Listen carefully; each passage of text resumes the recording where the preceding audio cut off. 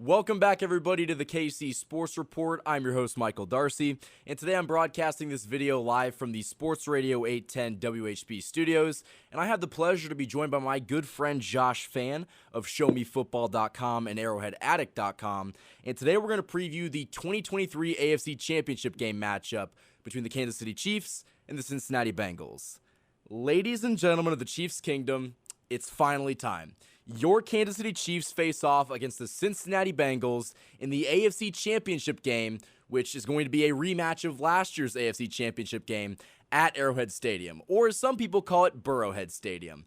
And I am so excited for this game because I think this is the best chance for the Chiefs to finally get over the hump, finally slay and conquer those demons, and take down the Cincinnati Bengals once and for all. But Josh, what are your initial thoughts about this game? Do you think that the Chiefs are going to come out with a fire, or could we see a slow start from the Chiefs offense?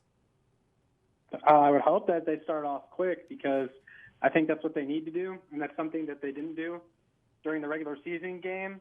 I believe, if I remember correctly, they went down 14-3 in that game. They settled for a field goal on their first drive. You got to come out, and those first 15 scripted plays from Andy Reid, got to attack the Bengals' weaknesses and go down and score a touchdown to start this game off. That's what the Chiefs need. I'm not saying it's going to happen 100%, but you need that in this game. You need that hot start.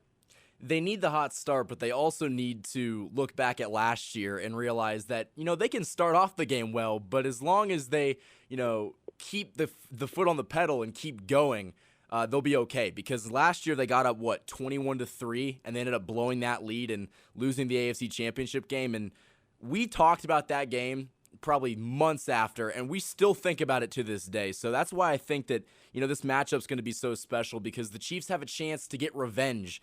And I'm not saying that we'll never talk about last year's AFC Championship game if they win this game, but we'll definitely look back and not be as salty per se. But I think this is going to be a game that offense is going to play a critical role, obviously. The Chiefs' offense is going to be tested right away. The Bengals have a good defense, but I think that Patrick Mahomes, who's going to play in this game on a right ankle sprain, he's going to have the Chiefs ready to go, and I really do think that whether he's at 70% health or 80% health, he's going to give the Chiefs a really good chance to win. What are your thoughts? Yeah, I think that, and I expect Patrick Mahomes to be at least 80% in this game. That's just my feeling. And this is based on the clips at practice and stuff like that. I feel like he's going to be fine, especially with that plant foot. I think it's all about pain tolerance, and Patrick Mahomes has a very high pain tolerance. So I think he's going to try to ignore that as much as possible, and it's not going to affect him too much. I expect him to be at least 80% in this game, and I can absolutely get this done because 80% of Patrick Mahomes is better than 90% of quarterbacks in the NFL. It's insane how good he is even on one leg. And, that kind of leads into the next thing that I want to talk about, the Chiefs' injury report, because the Chiefs do have some injuries that are worth noting. Let's talk about Patrick Mahomes first. Obviously, he suffered that high ankle sprain, but to everybody's surprise, he was a full participant in practice all this week. So he's going to be ready to go in this game. The next guy is Mecole Hardman, who was a limited participant with that abdomen injury. I think we're kind of up in the air with whether or not he's going to play. If you ask me to guess, I would say that he will, but he's not going to make much of an impact in this game. And the biggest injury that is worth noting as of late, Travis Kelce was a full participant in Friday's practice, but he did leave with back spasms. So I do think that he's going to play in the AFC Championship game, but I wonder how much that back injury could affect his play. I think he'll be fine. Travis Kelce, being a full participant at practice, even despite the injury designation, is a really good sign. I don't know how that injury came up. I don't know what the heck the Chiefs do at practice on Friday to where Travis Kelce was getting back spasms. Although back injuries can just be tricky and they can kind of pop up out of nowhere. It could be an injury that maybe was bothering him before and he didn't say anything about it until the end of the week. I don't know, something like that. But, he had yesterday and today to get it worked on. I think he's going to play. He's going to be fine. And even if he's not 100% Travis Kelce, he's going to be drawing all that attention from the defense, which is important for the offensive game plan. And then as far as Mecole Hardman, I think he will play. He tweeted out a photo that kind of indicated that he's probably going to be activated and play in this one. You said you don't expect him to do much. I don't know what to expect from him at all, but his presence is also important in that he can take a defender with him whenever he's on the field. Exactly. And that's why I think that even if he's not 100%, which he's not going to be 100%, having Mecole Hardman on the field just as a distraction is a very valuable asset for the Chiefs, and it's something that I think that they could use to their advantage. But I agree with you. Travis Kelce's going to play in this game. He's going to be Travis Kelce. He's the best tight end in football. I don't expect this back injury to have any lingering effects, so to speak. But, we're going to talk about it later on in the video. The Bengals do have some injury problems, and we will speak about it when we talk about the defense. But keep in mind, the Chiefs are coming into this game, I would say, more healthy than the Cincinnati Bengals, which is important at this stage in the season. But, getting back to the offensive game plan and talking about it, we know that Patrick Mahomes is great. He's going to be playing on one ankle, but I don't think that we both expect that to take too much away from his game because he's going to be playing at like 80%. What, in your opinion, is the offensive game plan going into this game? That's a really good question. In my opinion, the offensive game plan, it's get the ball out quickly, get those quick passes, those slants. I would utilize the middle of the field with Juju Smith-Schuster. Plays behind the line of scrimmage where you manufacture touches to Mecole Hardman if he's healthy and Kadarius Toney. Your secondary pass catchers are going to be huge in this one, especially if that back injury is any sort of ailment to Travis Kelce. And you got to lean on your running game in this one. The Chiefs' running game is more than capable. They've really found their spark with Isaiah Pacheco as their lead back. And you got your interior three healthy in this game, which was not the case the last time you played the Bengals. I mean, you mentioned health. Health is going the Chiefs' way in this one, especially on offense. They are getting a lot of pieces back, or a lot of pieces that they just didn't have the last time they played the Bengals. There's new elements to this offense. Like Kadarius Toney, I mentioned, he was not a part of this team yet whenever the Chiefs played the Bengals. And we've seen every single time they get Kadarius Toney involved, he's super efficient with his touches. Like he's either making a back shoulder catch or he's making a bunch of guys miss on a handoff on his way to the end zone, running dudes over. And man, if you can get that guy the ball like 8 to 10 times, I think you're going to have a really good chance. I don't think a lot of teams' defenses are really grasping just how dangerous of a weapon Kadarius Toney is. And I'm looking for him in this one. And, just that quick passing game and lean on your running game because it's there and it's strong.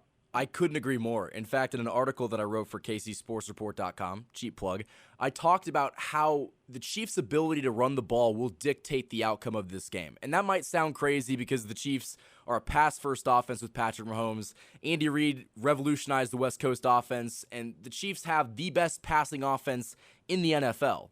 But in my opinion, the Chiefs, given Patrick Mahomes' injury, have got to be able to establish the running game and take some of that pressure off of him. He doesn't have to throw back, or he does not have to drop back and throw the ball 50 times in order for the Chiefs to win this game.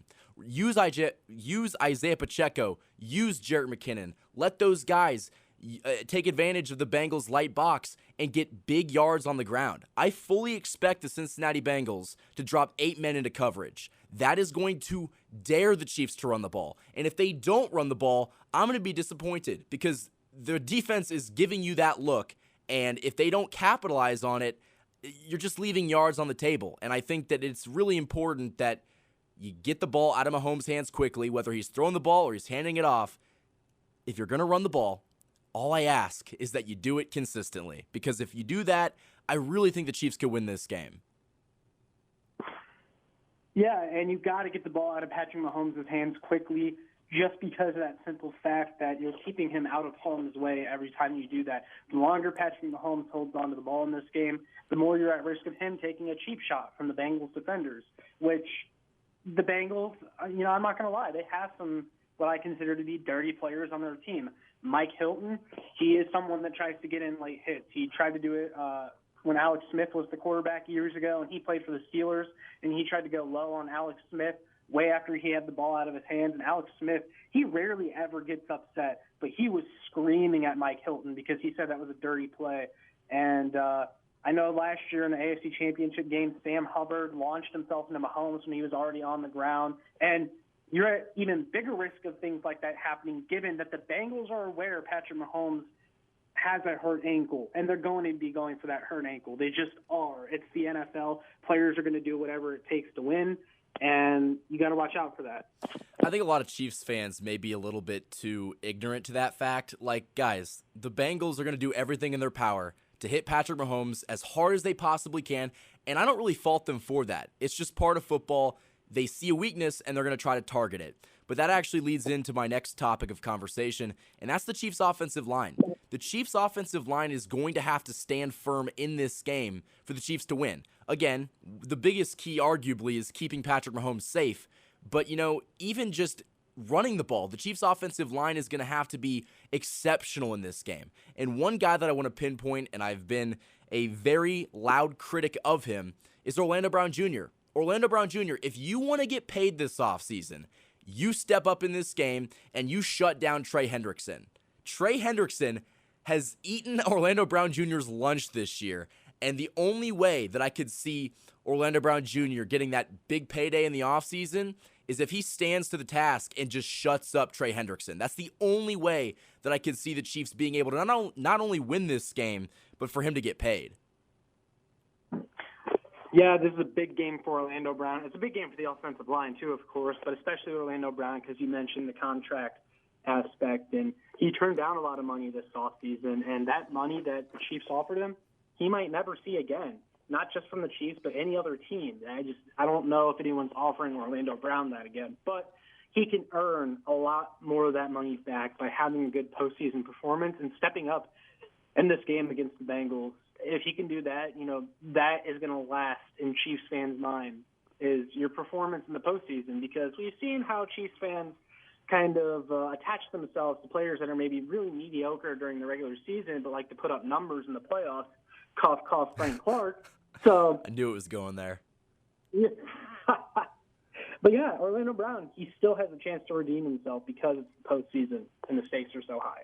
He does, and we talked about it. The Chiefs' offensive line as a whole is going to have to be superb in this game, and I think that they have all of the pieces to do so. The offensive line was, I think, third in the NFL in the regular season, so they have a good unit. It's just, can they step up in the playoffs? Last week against the Jaguars, it wasn't great. I think after the Mahomes injury, they buckled down, but maybe do it before Mahomes gets injured. And this week, with Mahomes being even less mobile, the offensive line standing the test of the Bengals is going to be a make-or-break factor in this game. So I'm going to be really looking forward to see what they do and how they can kind of combat that Cincinnati Bengals three-man pass rush. Because if the Cincinnati Bengals can rush three men successfully in this game, they've done it in the past, I think I'm going to lose my mind. That is unacceptable. You cannot allow the Bengals to drop 8 men back in coverage and let 3 guys pick apart your offensive line. If the Chiefs allow that to happen, they're not going to win this game. Because one thing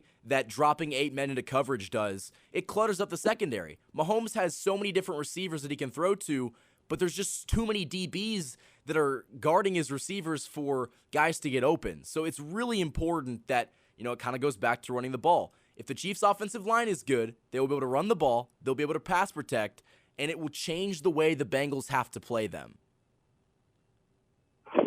Yeah, if like you talked about it, them dropping 8 potentially. If they're doing that and they're only rushing 3, then there's no reason you should be handing the ball off, because I trust 5 Chiefs offensive linemen to create holes against 3 Bengals defensive linemen. And yeah, the offensive lines are going to have to dominate in this one. You're going to have to dominate in the trenches, because when you look at all the statistics, and I tested watching both of these teams all season long, the Chiefs have the better offensive line, and they should have the better defensive line versus the Bengals' offensive line. If the Chiefs aren't winning in both of those categories, then how can you pick them to win this game? Especially because football games are won or lost in the trenches. So if the Chiefs can dominate up front on both offense and defense, I think that they're going to win this game. But, my last thing that I wanted to talk about on the offensive side, you talked about Kadarius Toney, you talked about Juju Smith-Schuster. Outside of Travis Kelce, somebody's going to have to step up. Do you think that if Travis Kelce gets double-teamed and he can't have an emergence, that the Chiefs could be in any sort of trouble?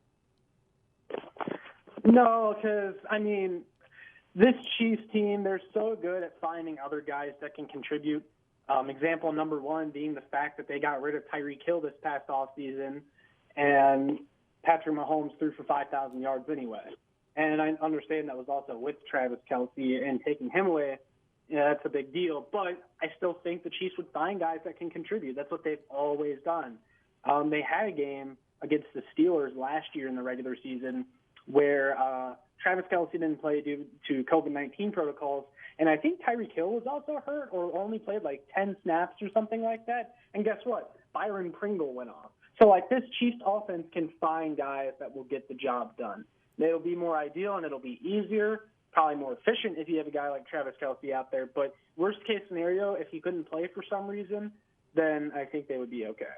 Talk about getting paid this offseason. If Juju Smith-Schuster has a breakout game, not only will the Chiefs probably win this game, but he's going to get paid in the offseason. And one more thing that I wanted to talk about offensively, it's so critical that the Chiefs move the ball on offense, obviously move the chains, get first downs, convert on third downs, and execute in the red zone. I saw an interesting stat while doing research for that article on KCSportsReport.com that the Bengals are towards the top in the league. I believe they are the second best team in the league at allowing the fewest points in the fourth quarter. The Chiefs are going to have to break that, first of all, but if they don't, they're going to have to score early and score a lot. And the Chiefs are, on the other hand, they are one of the worst teams in the fourth quarter defensively at giving up points, which maybe you could argue is because the Chiefs are always up in games, and so they let other teams get cheap touchdowns. But the fact remains that the Chiefs are going to have to execute in the red zone. Let's face it, they didn't do that last year in the AFC Championship game, and it's why they lost. So it's really important that when you get in the red zone, you settle for 7 and not 3. You got to convert. I'm stuttering all over the place. You got to convert points in, my goodness. You have to convert passing yards into touchdowns and not field goals. Josh, say something.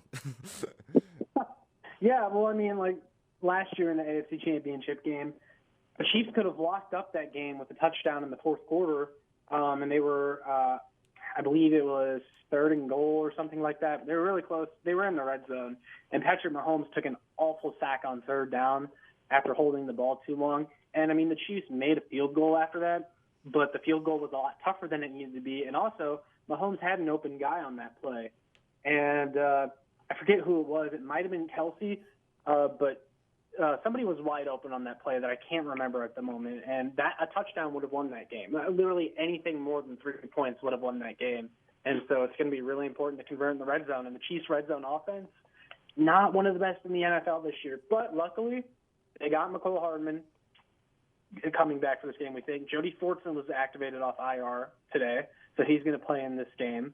Those are 2 of your biggest red zone weapons. So hopefully the Chiefs can improve, not that they're getting some of their favorite red zone weapons back.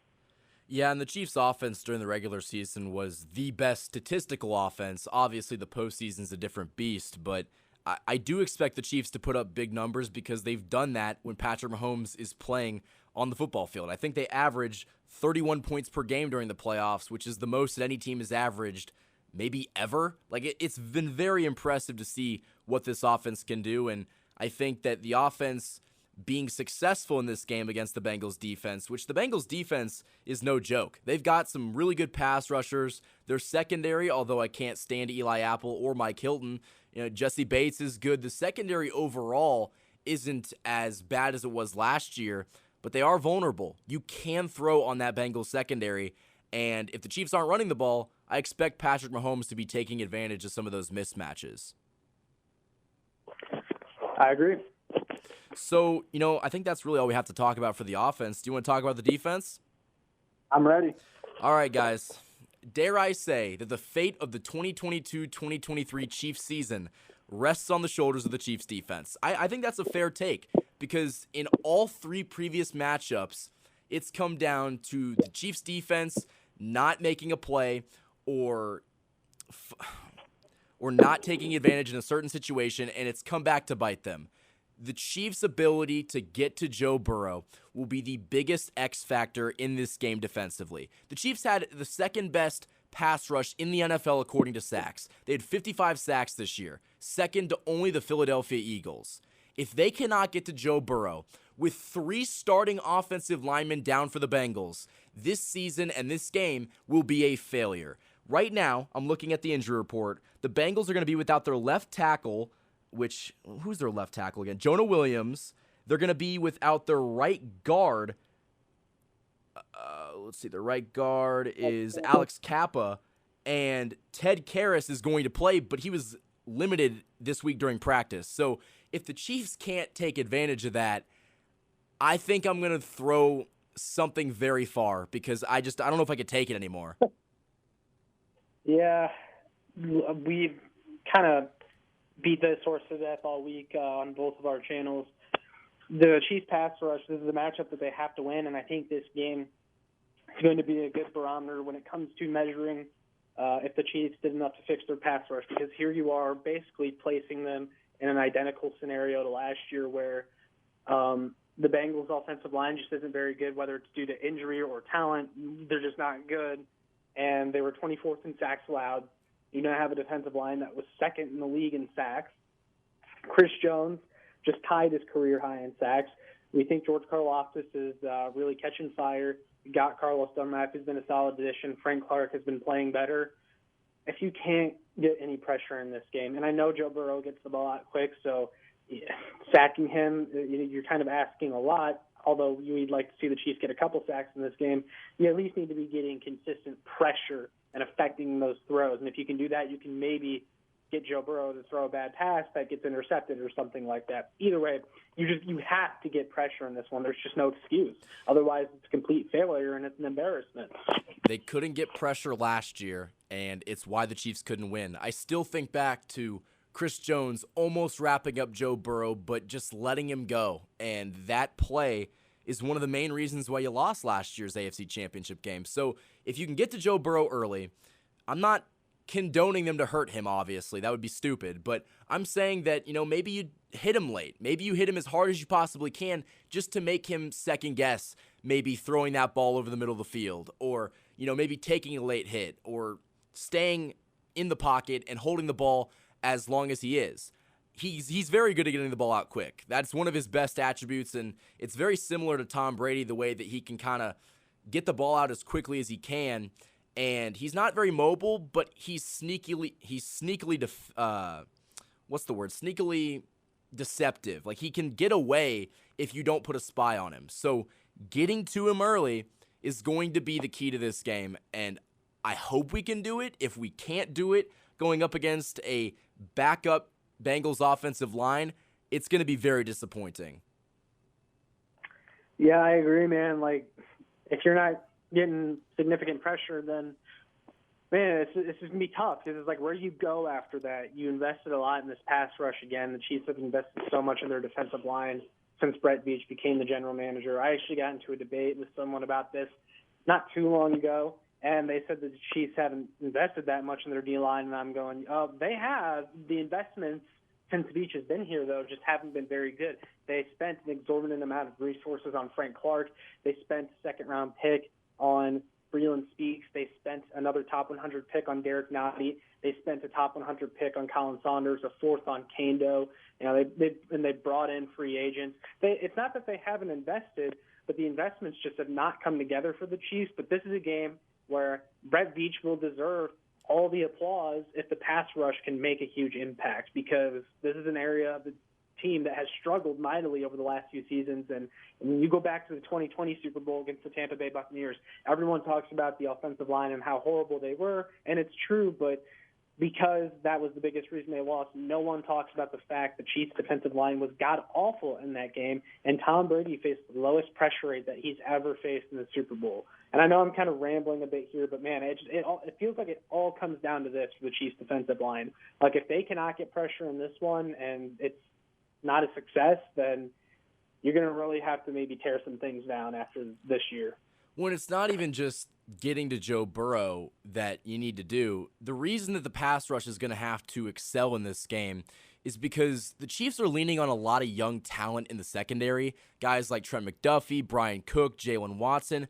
They've never played in this kind of game. They're talented, but they don't have this experience, and they could get beat by a Jamar Chase or a T. Higgins. So it's important that the pass rush can get home and sack Joe Burrow to kind of give the secondary a little bit more room to work with, give them a little bit more breathing room.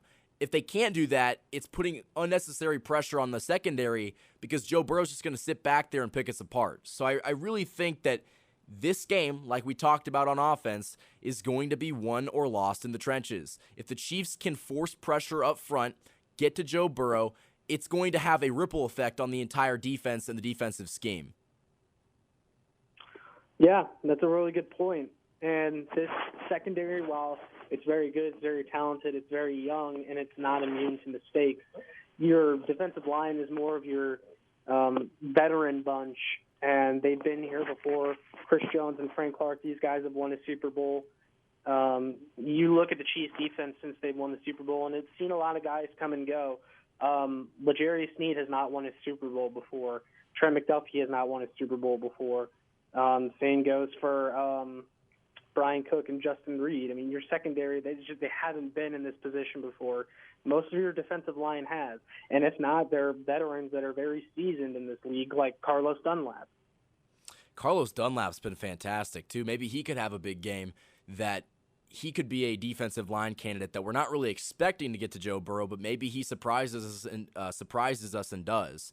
That could be I hope so. That would be great for the former Bengal, too. It really would, because Carlos Dunlap's been really valuable for this team, and he's kind of been the unsung hero of that Chiefs pass rush.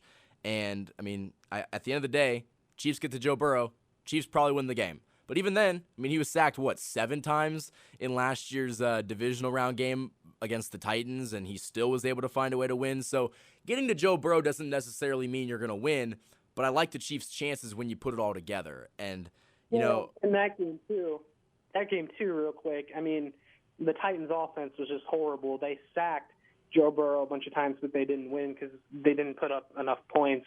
I think we trust the Chiefs to put up at least 20 points in this one, unlike the Titans. Yeah. Hopefully we can put up more than 30 because actually Joe Burrow's never putting up more than 30 points in a playoff game. So 30 seems to be the number to beat. And if Patrick Mahomes is on the football field and he's healthy and he's slinging it, I think he can do it. I mean, he's shown that he can do it. So, what are your keys for the Chiefs defense to win this game, excluding getting to Joe Burrow? Keys to the defense, besides getting to Joe Burrow, that's number one, of course. You got to contain Jamar Chase. Do not let him expose you. He's just kind of really dominated this Chiefs secondary every time they played. And Spags has tried some different things that I haven't really liked. I think you've got to stick Trent McDuffie on him for a majority of this game. I really trust McDuffie in that matchup, and he's not afraid. We saw that the first time, and he almost had an interception, but it was called back by a BS pass interference, and or it was Juan Thornhill that had the pick. Trent McDuffie got called for the PI, but it was not really PI at all, to be honest. And I trust McDuffie in that matchup. And then also the running backs of the Bengals against the Chiefs linebackers. That's another matchup that the Chiefs have to win because Ryan and Mixon have kind of had their way as well. And the Chiefs linebackers have not shown up against the Bengals. So those are two other parts of the Chiefs defense that really need to come together in this one for the Chiefs to win. Exactly. The Chiefs linebackers are going to be put to the test. Hopefully it's just stopping the run and not backing coverage because I don't want to see Jamar Chase going up against Willie Gay. I also don't want to see a fourth-round draft pick in I can't remember his name, Joshua Williams against Jamar Chase. They did that in the first game, and it looked horrible. My defensive mentality, and I said this on your channel, I want to see my best player go up against your best player. Whoever it is, whether it's Trent McDuffie or L'Jarius Sneed, I want to see that guy on Jamar Chase. I think it gives the Chiefs a better chance to win, and ultimately, Spags just needs to put his guys in the right position to be successful. Don't have George Karlaftis drop back into coverage. It's just not going to work that well. Last week, Frank Clark was chasing, Christian Kirk down the field? That's never going to result in a positive way. So have guys in the right position to be successful. Stopping the run is going to be such a big thing in this game. Have Willie Gay and Nick Bolton run downhill, stop Joe Mixon and Pirine. That's going to be an unknown X factor in this game because the Bengals run the ball effectively, and Joe Mixon ran the ball really well last week. So if you can stop them and tackle them behind the line of scrimmage, get some tackles for loss, it's going to help a lot. And the secondary, I mean, you hit on it perfectly. I just think you got to contain Jamar Chase. And a guy that, might not get as much appreciation as T. Higgins. T. Higgins might be a number one wide receiver on just about any other team. So having somebody that can limit those two, it's really important, and it's probably what's going to be the difference in this game. Michael, I hate to open up old wounds, but how different would the dynamic be if the Chiefs had just taken T. Higgins instead of Clyde Edwards-Helaire in the 2020 NFL Draft? It could have been very different. The Chiefs could have also selected Jonathan Taylor, though, and that would have also yielded a different result. But, yeah, I think I don't want to be that guy, and this is probably going down a rabbit hole, but the Chiefs have shown in the Brett Veach era that they haven't necessarily made the right selection at wide receiver. So even if they took a wide receiver back in 2020, I have a feeling it would not have been the guy that ended up being good. So I don't necessarily think that we would have drafted T. Higgins if we didn't draft Clyde, but it is something that you can think about, and it's interesting. For sure. I want to go back to what you were saying, though, a little bit before that, about some of the different personnel decisions Spags maybe made against the Bengals last time or in the divisional round against Jacksonville. Like another one where Frank Clark was chasing Christian Kirk down the field. That was his own coverage blitz. And Frank Clark, that was his matchup. And, yeah, you don't love it. But the coverage from Frank Clark was actually kind of good. That's besides the point, though. I don't want to see zone coverage that much in this game. So you hopefully don't have that or a matchup like that is created by the opposing offense. I need the Chiefs. I want to see the Chiefs man up in this game. I told you that pretty much all week. I'm not going soft coverage against the Bengals and getting them everything they want. I know a lot of teams are afraid of getting beat deep by those Bengals weapons, but I'm not. And if I'm Spags, I'm not playing that way. I'm manning up against the Bengals because I think that's your best chance to win. I'm being fairly aggressive on defense, too. I'm not saying that you got to blitz on every single down, but if they sprinkled in a few blitzes here and there and played man-to-man coverage and said, hey, if you're going to beat us, you're going to beat us straight up, I'll take that. And I will be okay with whatever result follows. But I don't know if I could stand the Chiefs playing this soft zone that the Bills played last week against the Bengals when they only needed to get like 4 yards on third down. The Bengals were playing 10 yards off the line of scrimmage. It just didn't make any sense. So as long as they don't do that, I think they'll be okay. Yep, I couldn't agree more. The next topic that I wanted to talk about is the special teams unit. This has been one of the biggest problems for the Chiefs this year, whether it is kickoff returns, punt returns, making extra points, making field goals. The Chiefs special teams unit has been a disaster this year, and I think that's fair to say. Dave Toub has run a dumpster fire of a unit. I don't want to knock him too much, but he's been really bad.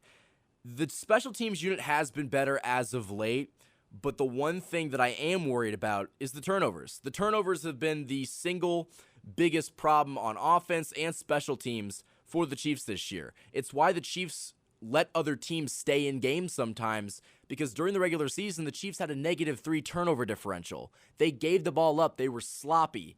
If that happens in this game, it might only take one turnover. The Chiefs might not win this game. The tides might turn, and I think that you're going to have to play a really clean brand of football to win this game because Cincinnati's just too good. Yeah, you got to win the turnover ratio on this one. It's very important, and a way that the Bengals can try to win the turnover battle is by exposing the Chiefs special teams. So I just really hope that's not a story in this one. I told you, Harrison Butker, make your extra points and your field goals. Punt, kick return teams, I don't care if you're fair catching it at the 5-yard line or whatever. Just don't turn the ball over. Don't let it go. Okay, I'll take that back. I will care if you're fair catching at the 5-yard line because at that point you should probably be letting it bounce. But, if you have to fair catch, just do it. And also, if I'm Harrison Butker, I'm kicking through the back of the end zone on every single kickoff. Don't even give them the chance of returning a big one. I just don't see the point of trying to return kicks anymore or punts. Just if you have a chance to let that thing bounce and go through the back of the end zone, do it. Why are we even messing around? Just give the ball back to Mahomes at the 25-yard line or wherever that ball falls, and we'll be fine. I have a weird feeling that something is going to go catastrophically wrong on the special teams because it almost did last week. The Jaguars almost broke off 2 big runs on kick returns, and that is a problem. And now Chris Lamons, we talked about that earlier this week, he got signed by the Bengals, and you don't know what he's told them, but I think that he's definitely told them something. I don't know how much it's going to matter in this game because Dave Tobe's been such a joke this year, but it is not nothing to talk about. Yeah, and I mean, look, neither you or I are saying that this game is going to be decided on Chris Lamons' intel. That would be ridiculous, obviously. But it also kind of sucks for Chris Lamons because, I mean, he's not going to be able to play in this game, and the Chiefs were going to re-sign him, it sounds like, and he was going to be on the team for the game for special teams purposes. And that story is so effed up because the Bengals signed him knowing damn well that the plan was signing him, and they took away his opportunity to play in this game, one of the biggest games of his life probably. But also it's on the Chiefs too because they had to know that was a possibility when they waived him. And I know people said, oh, well, you have to do that if you want to bring Jody Fortson back on roster or whoever. And it's like, yeah, but what about the other 6 players on the Chiefs that are inactive every game day? Couldn't you have waived one of them if you really thought Chris Lamons was that important? But I don't know. I don't know if you saw either, though, that the Chiefs, they tweeted out that Jody Fortson was activated for this game. And in that same tweet, they actually announced that they signed LaMichael Pirine to their practice squad. I believe that's Samaje Perine's brother. Seems like a little bit of a reciprocating move, but I did not know that. That's interesting. I had no clue. What position does he play? He also is a running back. I think he might have been on the Bengals at one point too, but I know he's related to Samaje Perine, so very interesting. Very interesting. But I think that we can both agree that the special teams unit is going to have to be better if the Chiefs want to win this game. It's just that easy, but it's much easier said than done. And the sample size of what we saw during the regular season doesn't have me the most confident in this game. But, my biggest key to the game, and then we'll probably get out of here and give predictions, I think the biggest key to the game, outside of getting to Joe Burrow and outside of running the ball and let Patrick Mahomes cook on offense, is to not turn the ball over. We've talked about it probably 7,000 times over the past 3 weeks. If the Chiefs don't turn the ball over, they will win this game. But the problem is they always have one turnover at the most inopportune time, and it always bites them in the ass. If that happens in this game, I don't like the Chiefs' chances. But if they can play a clean brand of football, not turn the ball over, I like our chances a lot. Yeah, play clean football, please, for the love of God. Yeah, which, again, much easier said than done, but I just think that there's no other way to win this game. You're going to have to be just better than the Bengals, and part of that is not making any mistakes. Both these teams are too good. Whoever makes more mistakes, the other team's going to capitalize, and that team is going to lose. So, Josh, why don't we give our final predictions for this game? I know that we differ on this, but why don't you go ahead and tell the people who you got winning this game? Unfortunately, Chiefs fans, I turned heel on you this week, and after a lot of careful thought and consideration, I'm picking the Bengals to win this game.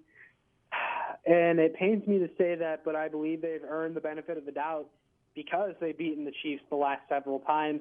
They beat them in the regular season. They have their number, and they're a very hot team. I believe they're hotter than the Chiefs, and I have a bad feeling just because it's the Bengals, and I got to give them the benefit of the doubt, and I'm picking them to win. I picked them to win 31-29 with an Evan McPherson field goal in the final minutes to seal the game for the Bengals.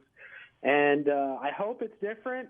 I really do. I want the Chiefs to win this game. You guys know that, but I got to pick the Bengals, just given everything. I can't even fault you for that pick. The Bengals are 3-0 against the Chiefs. They've earned the right and the benefit of the doubt to be picked. I just can't. I can't do it. I have to pick the Chiefs. They might not live up to the pick, and they might make me very depressed for the next 6 months, but I'm going to pick the Chiefs. I think that they've finally had enough. They've heard the shit talk. They've heard it all.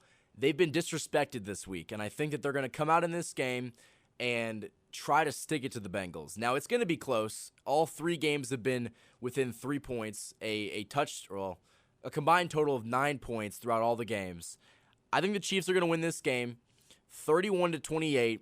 It's going to be a final team that has the ball is going to win type of game. And hopefully, for the love of God, the Chiefs are the final team that touches the ball. Because, Josh, I think that regardless of your pick, we both can't stand if the Chiefs lose this game. Yeah, and I know you said you think it's going to be close, and I tend to agree. And you also said that you think it'll come down to whoever has the ball last. For my mental health, I really hope it doesn't come down to whoever has the ball last. We better hope that the Chiefs do if it does, because I think our defense can stop the Bengals on a play and a drive, but I'm not confident they can stop the Bengals on a play and drive. So it's going to be interesting, man. I mean, at the end of the day, this is going to be probably who wins the Super Bowl. The winner of this game will more than likely win the entire thing. So I think that for all the marbles, the Chiefs are going to have to lay everything out on the line and win this game. And I don't blame you for picking the Bengals. I really don't. They have shown that they can beat the Chiefs and beat them in this game. So, man, hopefully the Chiefs can prove us wrong and beat the Bengals finally. Yeah, I hope so, man. I really do. Alrighty, guys. That has been our AFC Championship game preview. Josh, you have anything else you want to add? No, that's it, man. We've said everything about this game that can be said and exhausted every single storyline. We're almost about 24 hours until game time. I'm ready for it to happen. I'll tell you what, like multiple times during this video, I kind of just stopped and like didn't really know what to say because I'm like, oh, I've already said that, or I don't know if I want to repeat myself for the 7,000th time. I probably sound like a broken record at this point, but I think at the end of the day, like, we wanted to cover this game in depth the entire week, and I think we did a pretty good job. So, Josh, with that being said, where can the people find you? You can find me here on YouTube at JoshFan, just my name. You can check out my work on ShowMeFootball.com and ArrowheadAddict.com as well, where I write. And you can follow me on Twitter at ShowMeFE. As for me, guys, you guys can follow me on Instagram, KC_Sports Report, and Twitter is at KC Sports Report. Check out the website, KCSportsReport.com, and definitely check out Josh's stuff. The link will be in the description to all of his work. And until next time, guys, thank you for watching this video, and go Chiefs.